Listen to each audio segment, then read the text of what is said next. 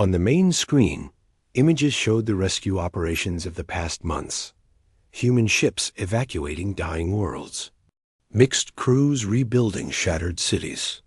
Alien refugees learning to use human tools and techniques. But we learned something important. True strength doesn't come from perfect systems. It comes from systems that can adapt, that have backups, that keep working when the main systems fail. Lisa smiled as the screen showed Katie Brooks teaching a group of young aliens how to use a simple wrench. The engineer had become something of a celebrity across the galaxy, known for her ability to fix anything with basic tools. The Harbingers taught us this lesson through their test, Helen said. They showed us that any species can build perfect technology. But only wise species build technology that can survive imperfection. The Harbingers themselves were represented at the ceremony. Their ambassador was an ancient being that looked like living starlight, speaking through a hybrid communication device that used both quantum consciousness and simple radio waves. Your species has impressed us greatly, the Harbinger ambassador said. Not because of your technology, but because of your wisdom. You chose cooperation over conquest. You chose to help rather than to rule. Lisa remembered her first meeting with the Harbingers 3 months earlier. They had emerged from hidden bases throughout the galaxy, revealing themselves only after humanity had proven it could be trusted with advanced knowledge. The Harbingers had shared incredible technologies, but always with an important condition. Every advanced system had to include simple backup methods that anyone could understand and repair. Today, we signed the new Galactic Charter, Helen announced. This document establishes principles that will guide us into the future. No technology without backups. No advancement without accessibility. No progress that leaves anyone behind. The signing ceremony took hours, as representatives from hundreds of species added their names to the charter. Lisa watched as beings who had once looked down on human technology, now committed to building their future with human principles. Admiral Hayes leaned over to Lisa. What do you think your grandfather would say about all this? Lisa thought about the old engineer who had taught her to value simple solutions and reliable systems. He'd probably say, we're still overcomplicating things. She replied with a smile. After the ceremony, Lisa walked through the station's educational wing. Here, the real work of building the new galaxy was happening. Children from dozens of species attended the first truly integrated schools in galactic history. In one classroom, a human teacher named Mrs. Sarah Williams was showing students how to calculate orbital mechanics using both quantum computers and slide rules. The quantum computer is faster, she explained to her diverse class, but the slide rule will never crash or get infected with a virus. A young Zeltharian raised her hand. But teacher, isn't the slide rule primitive? Different doesn't mean primitive, Mrs. Williams replied. Every tool has its place. A quantum computer can calculate the path of 1 million asteroids, but a slide rule can calculate one asteroid's path even if every computer in the galaxy stops working. In another room, Lisa found Dan Carter teaching a communication class. The former radio operator had become head of the new Galactic Communication Network, which used both quantum transmission and simple radio as backup. Remember, Dan was telling his students, quantum communication is instant across any distance. But radio waves are reliable and can't be corrupted by viruses. A good communication network uses both. One student, a young synthetic android, asked, why not just improve the quantum systems until they can't fail? Because nothing is perfect forever, Dan replied. The strongest systems are the ones that expect problems and plan for them. As evening came to the station, Lisa made her way to the memorial wall in the main corridor. Here, names were inscribed of all the beings who had died during the Great Silence. Billions of individuals from hundreds of species, all victims of over-reliance on perfect technology. But below the memorial wall was something else, a simple plaque with words in dozens of languages. It read, "They died so we could learn." Their sacrifice teaches us that true advancement comes not from perfection, but from the wisdom to prepare for imperfection. Katie Brooks found Lisa standing before the memorial. The engineer looked tired, but satisfied. She had spent the day installing backup systems in a new hospital ship, making sure its life support could run on either quantum processors or simple mechanical pumps. "Long day?" Lisa asked. "Good day," Katie replied. "We launched 3 new ships today, all with full redundancy systems. If every quantum processor in the galaxy died tomorrow, these ships would keep flying. Think it could happen again? Another test like the virus?" Katie shrugged. "Maybe. But this time we'll be ready. Every system we build now has multiple backup methods. Every technology has simple alternatives. We learned our lesson." Lisa looked out the window at the busy space lanes around Earth. Human ships worked alongside alien vessels, all designed with the same philosophy. Advanced when possible, simple when necessary, always reliable. The galaxy had changed. Species that had once competed for technological superiority now collaborated on technological sustainability. The race for perfection had become a commitment to resilience. "You know what the best part is?" Lisa said to Katie. "What's that?" "A year ago, they called us primitive because our technology was simple and reliable. Now they're calling us wise for the same reason." Katie laughed. "Funny how perspective changes when your perfect systems stop working and our primitive ones save your life." As night fell over Earth, Lisa watched the lights of hundreds of ships in orbit. Each one carried the seeds of the new galactic civilization. Technology that was advanced but not perfect, complex but not fragile, innovative but not vulnerable. The galaxy had learned that the strongest foundation for the future wasn't built on perfection, but on the wisdom to remain humble, adaptable, and always ready with a backup plan. And at the center of it all, humanity continued to do what it had always done best: solve problems, help others, and keep things running when everything else failed. The age of perfect technology was over. The age of wise technology had begun. The room fell silent. The alien representatives looked uncomfortable with this direct statement of their situation. "We're not asking for gratitude," Helen continued, "but we're not asking for permission either. Humanity will help because it's the right thing to do, but we'll do it on our terms." Admiral Hayes watched the diplomatic feed from her command center. She was proud of Helen's firm stance, but worried about the political implications. Some alien species were beginning to resent humanity's sudden importance. "Admiral," called Commander Santos from the communications station, "we're getting reports from the Outer Rim. Several human colonies have been approached by synthetic ships requesting alliance." The synthetics were machine intelligences that had been part of the galactic community for centuries. Their quantum-based consciousness had been affected by the virus, but not destroyed. They were adapting better than biological species. "What kind of alliance?" Patricia asked. "Tech sharing. They want to study our mechanical systems in exchange for their manufacturing capabilities." Patricia considered this. The synthetics were logical and pragmatic. If they wanted to learn from human technology, it meant they recognized its value. Approved, she decided, but with conditions. Any joint technology remains under human control. We share knowledge, not authority. 3 hours later, Lisa Martinez made a breakthrough in her research.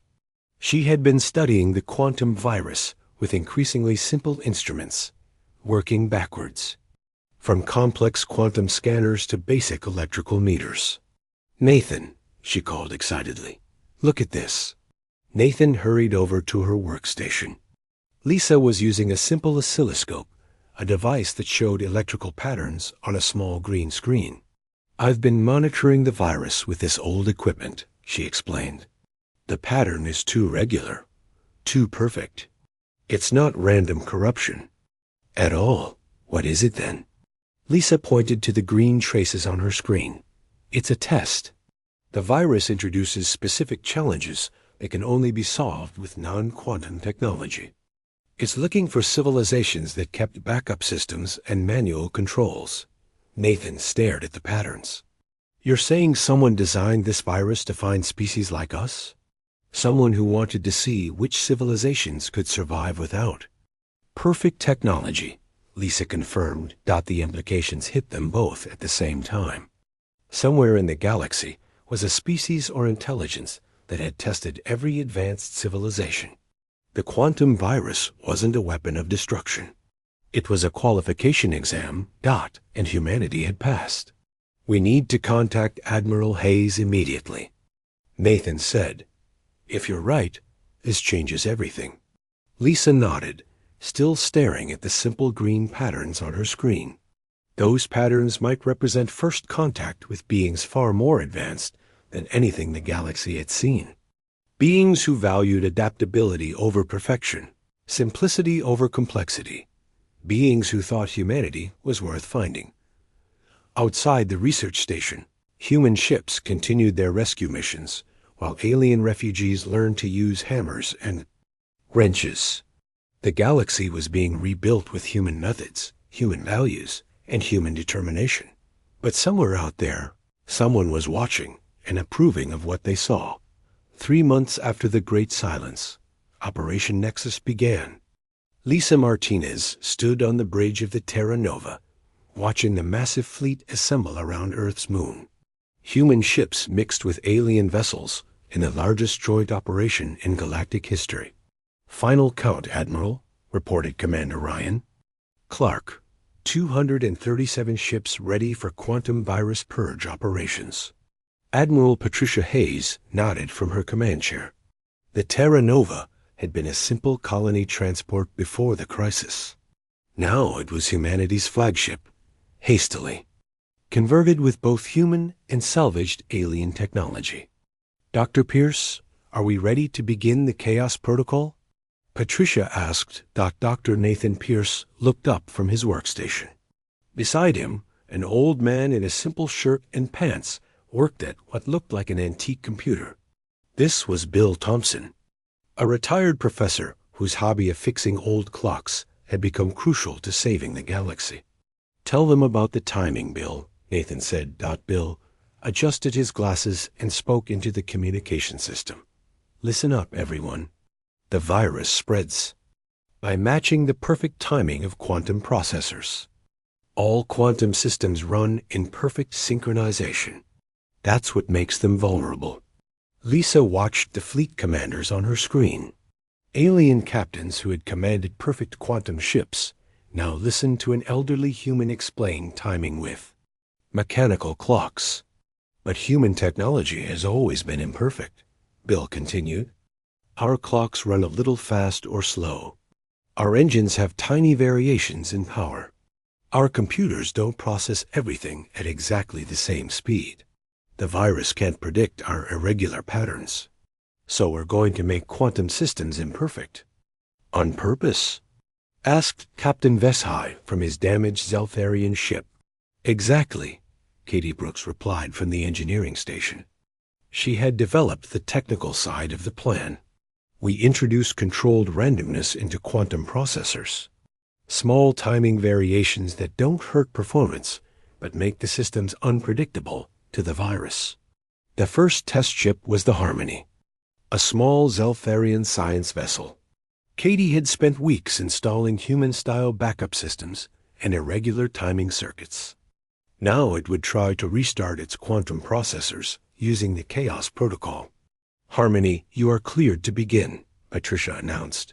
Lisa watched the sensor displays as the Harmony's quantum systems came online. For a moment, everything looked normal. Then the virus patterns appeared, trying to synchronize with the ship's processors. But something was different. The virus couldn't establish a stable connection. The irregular timing patterns that Katie had installed made the quantum systems too unpredictable. The virus kept trying to synchronize, but the deliberately imperfect timing threw it off. It's working, Lisa breathed. The virus can't adapt to the random patterns. Harmony reports full quantum system restoration, announced Ryan Clark. All systems operational. Cheers went up across the fleet. The first ship had been successfully immunized against the quantum virus. All teams begin Phase 1 operations, Patricia ordered. Across the galaxy, mixed human-alien teams began implementing the Chaos Protocol. On the water world of Aquatica, Navy veteran Tony Lee worked with dolphin-like aliens to restore their tide management systems. The key is controlled imperfection, Tony explained to the aquatic engineers. Their underwater cities had been powered by quantum processors that maintained perfect harmony with the ocean's rhythms. When those systems died, massive tsunamis had devastated their civilization. But precision is essential for tide control, protested engineer Reef Song through her water-filled helmet. Small errors can cause catastrophic waves. 6 weeks after the Great Silence, Admiral Patricia Hayes stood in the command center of Earth Station 1. Through the massive windows, she could see hundreds of ships from dozens of species. Human cargo vessels move between alien refugee ships, delivering supplies and evacuating survivors. Status report, Patricia called to her staff. Lieutenant Commander Ryan Clark looked up from his displays. We've evacuated 53 million beings from failing worlds. The lunar refugee camps are at capacity. Mars colony is taking overflow. Patricia nodded grimly. The numbers were staggering. Entire civilizations had collapsed when their quantum technology died. Only human settlements remained stable, their simple mechanical systems unaffected by whatever had killed the galaxy's advanced computers. What about the construction projects? She asked.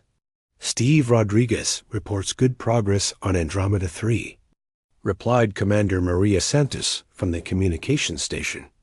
The architect refugees are adapting to human building methods. Patricia almost smiled at that. The architects were silicon-based beings who grew their cities like living crystals. Now they were learning to build with steel and concrete like primitive humans. On the main screen, a message came through from the Andromeda 3 construction site. Steve Rodriguez appeared, his hard hat covered in dust and his safety vest bright orange against the alien landscape. Admiral Hayes, this is Rodriguez reporting from New Foundation City, Steve said through the video link. His voice was tired but determined. We've got basic shelters up for about 500,000 architects. They're not happy about it, but they're alive. Behind Steve, the camera showed a strange sight. Towering crystal beings worked alongside human construction workers. The aliens moved slowly and carefully, obviously uncomfortable with the physical labor required to build with human methods. How are they handling the transition? Patricia asked. Steve wiped sweat from his forehead. It's tough on them. They've never had to build anything with their hands before. Their whole species used quantum manipulation to grow structures. Now they're learning to use hammers and welding torches. The camera panned to show one of the architects trying to operate a concrete mixer. The being was 8 feet tall and looked like living glass, but it struggled with the simple machine like a child learning to ride a bicycle. The funny thing is, Steve continued, our concrete shelters are going to last longer than their crystal cities ever did. Those quantum-grown structures were beautiful, but they needed constant quantum maintenance. Our buildings just need basic repairs anyone can do. Patricia watched as human supervisors showed alien workers how to read blueprints and use measuring tools. It was a sight she never thought she'd see. The galaxy's most advanced architects learning construction basics from human beings. Keep up the good work, Steve, she said. Earth command out. The screen switched to another location. This time it showed the Luna Conference Center, where the Emergency Galactic Council was meeting. Ambassador Helen Clark sat at a round table, with representatives from dozens of species. The meeting room looked strange, with simple electric lights instead of the holographic displays that had once dominated galactic diplomacy. "The situation is unprecedented," said Counselor Vex-High, of the Zelfarians. His translator device was one of the few pieces of quantum technology still working, running on isolated processors that hadn't been connected to the failed network. "Humanity has become the backbone of galactic civilization. Temporarily," added Counselor Zarthik from the Hegemony. "Once we rebuild our quantum systems, normal order will be restored." Helen Clark leaned forward. "With respect, Counselor, there is no normal order anymore.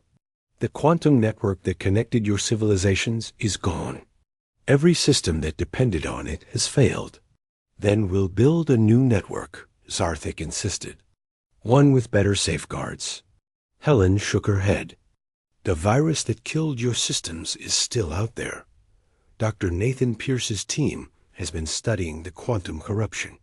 It's not just a computer virus. It's something that attacks the very foundation of quantum consciousness technology." On Earth's orbital research station, Dr. Nathan Pierce worked in a specially shielded laboratory. His team had managed to capture samples of the quantum virus using human computers protected by multiple firewalls. The samples sat in isolated quantum processors, contained but not destroyed.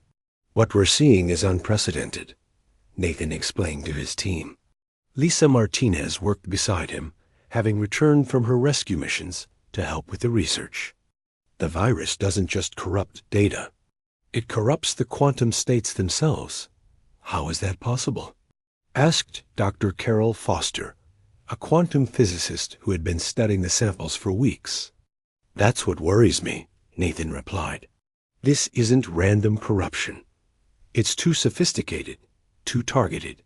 Someone designed this virus to specifically attack quantum consciousness technology."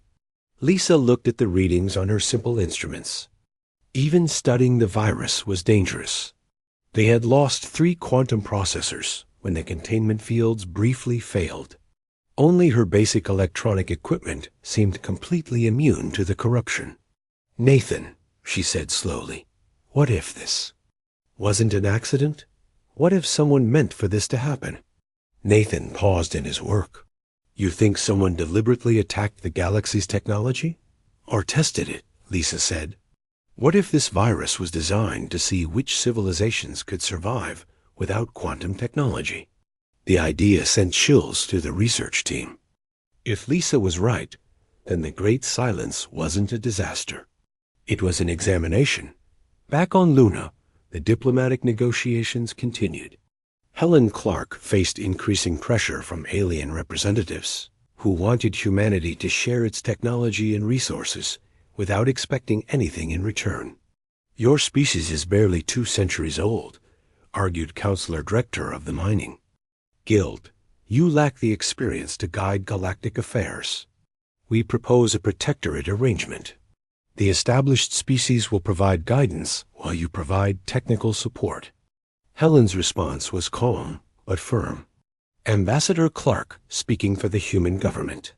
"We're willing to help any species that needs assistance, but we're helping as equals, not as junior partners."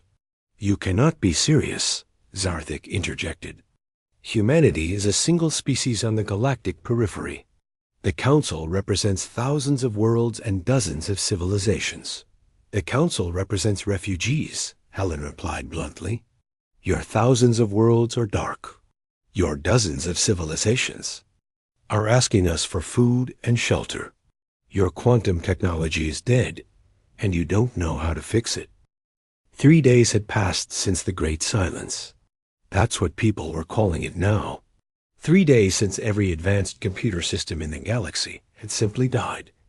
Lisa Martinez stood on the bridge of the new frontier, watching stars through the main window. The human cargo ship looked rough compared to the sleek alien vessels she was used to. Exposed pipes ran along the walls. Control panels used physical switches and analog displays. Everything looked old and simple. Ugly but reliable, said Captain Jake Sullivan from his chair. He was a former Navy pilot with gray hair and steady hands. She's not pretty, but she keeps flying when fancy ships can't, Lisa nodded. Around them in space, dozens of alien ships drifted like dead metal. Their crews were trapped inside, waiting for rescue. Only ships like the New Frontier could still move under their own power. How much longer to the Zeltharian homeworld? Lisa asked. 6 hours, replied Katie Brooks from the engineering station.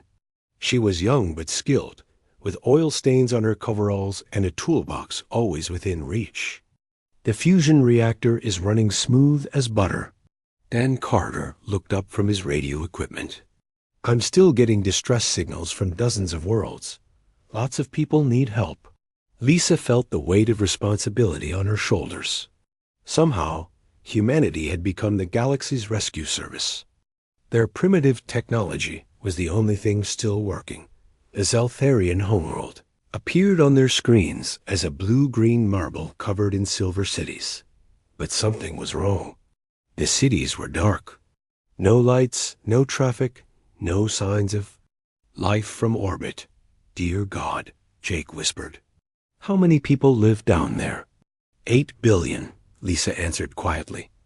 Jake keyed his radio. New Frontier to Zeltharian ground control. Please respond. Only static answered. Don tried different frequencies with his radio equipment. Finally, a weak signal came through. Human ship. This is emergency coordinator Melve R. Please help us. We hear you, Jake replied. What's your situation? Everything has stopped working.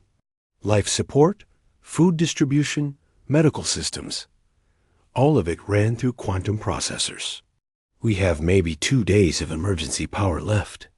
Katie was already suiting up. I'll need a team on the surface. These people don't know how to fix anything manually. I'll go with you, Lisa said. And me, added Dan. Someone needs to set up communications. 4 hours later, they stood in the main plaza of New Zentara, the Zeltharian capital. The city was beautiful, but eerily quiet. Tall crystal towers reached toward the sky, but no lights shone from their windows. Hover cars sat motionless in the streets, like sleeping metal animals. Malvar met them at the landing pad. The Zeltharian looked tired and frightened. His people had lived with perfect technology for so long that they had forgotten how to survive without it. Thank you for coming, Malvar said through his translator. But I fear you cannot help us. Our systems are too complex for for simple repair. Katie hefted her toolbox. Let's take a look. They entered the central command center. Lisa gasped at what she saw. Quantum processors the size of buildings filled the space, all dark and silent. Holographic displays that once showed city operations were gone. Emergency lighting cast strange shadows on walls designed for artificial daylight. This controlled everything, Melvar explained. Water, power, air circulation, food distribution. We haven't needed manual controls for thousands of years. Katie walked around the dead equipment, studying it with experienced eyes. Where does the power come from? Quantum generators in the sublevels. No, I mean the backup power. What runs when the main system fails? Melvar looked confused. There are no backup systems. The quantum network never fails. Katie stared at him. Never? What if something breaks? Nothing breaks. The system maintains itself. Lisa and Katie exchanged looks. They were from a species that had learned the hard way to plan for failure. Every human system had backups, manual overrides, and ways to fix things when they broke. Okay, Katie said, rolling up her sleeves. We'll need to jury-rig some basic systems to keep you alive.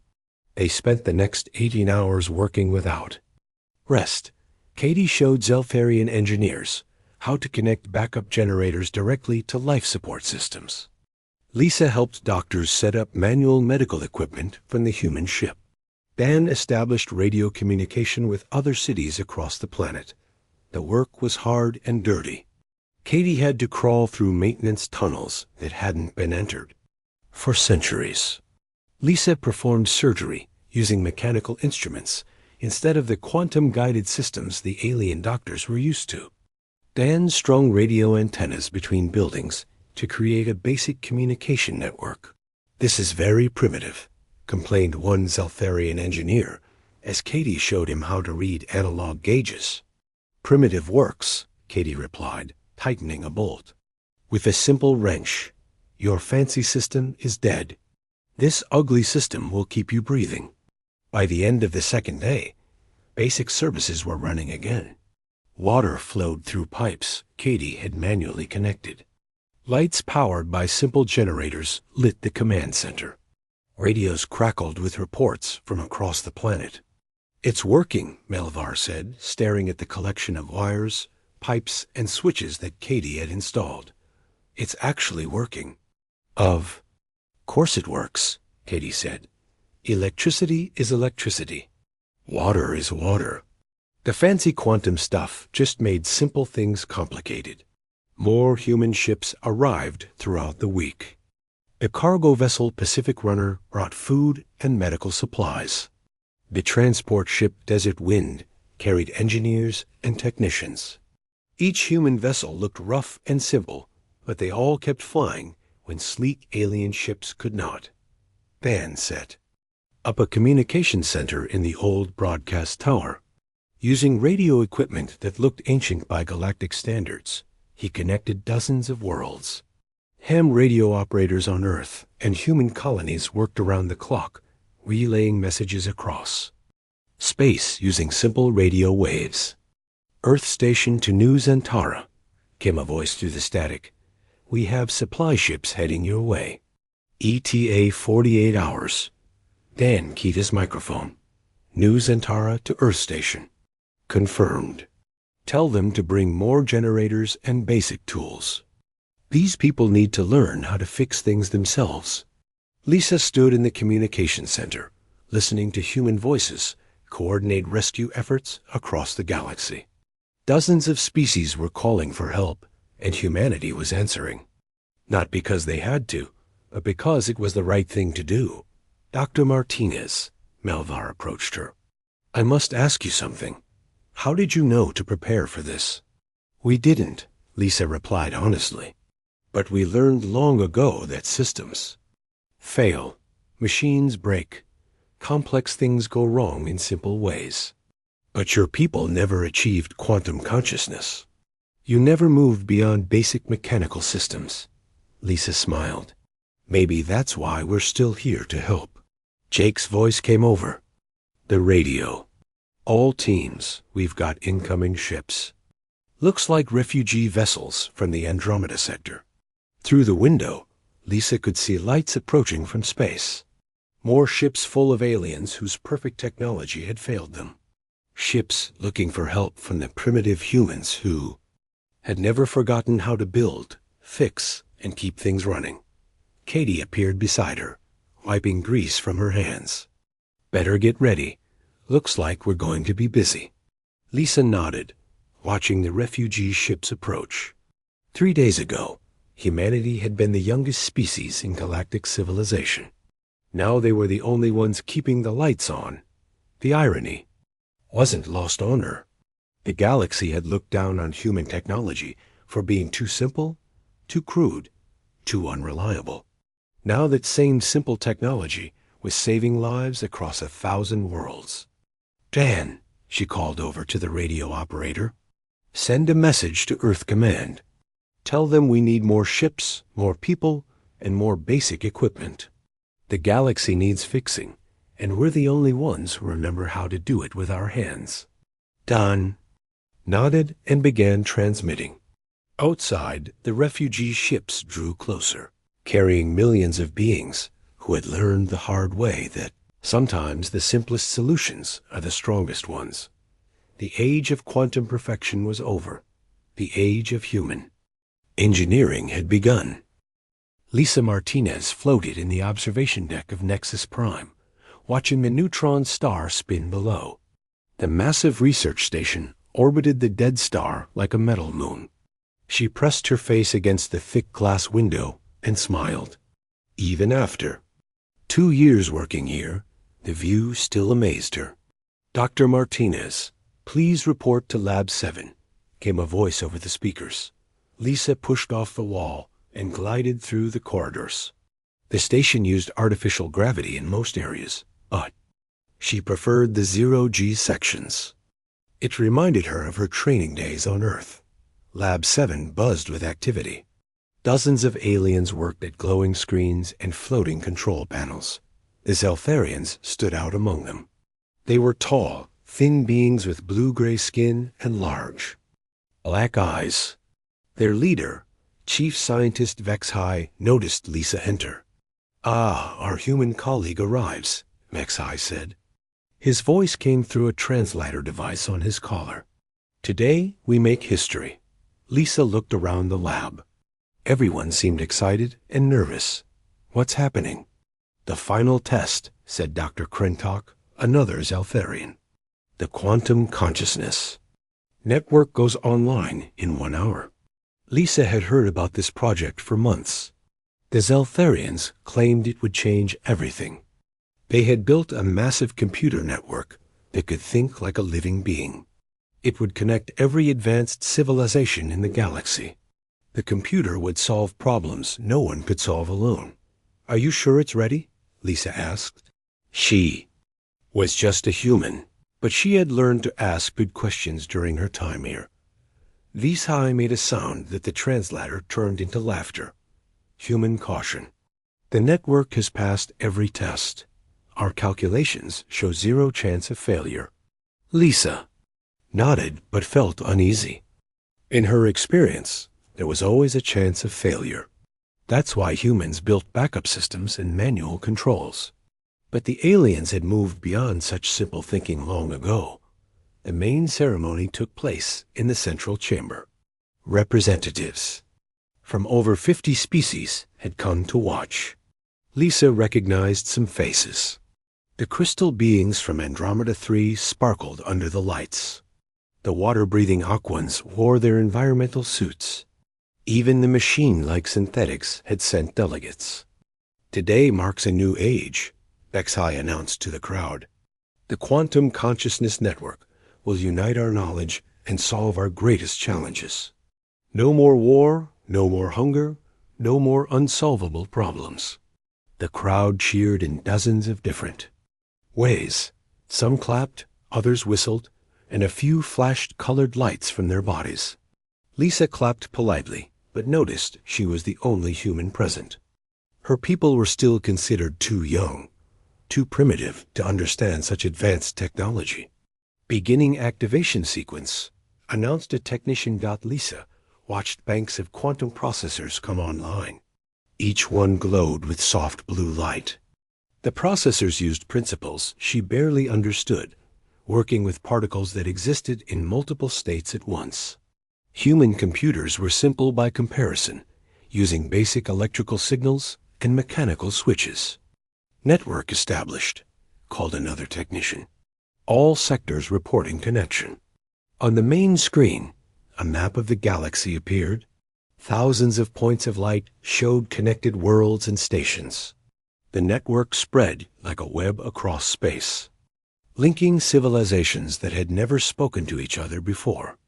"Quantum Consciousness Network is now online," Vex-High announced. The crowd erupted in celebration.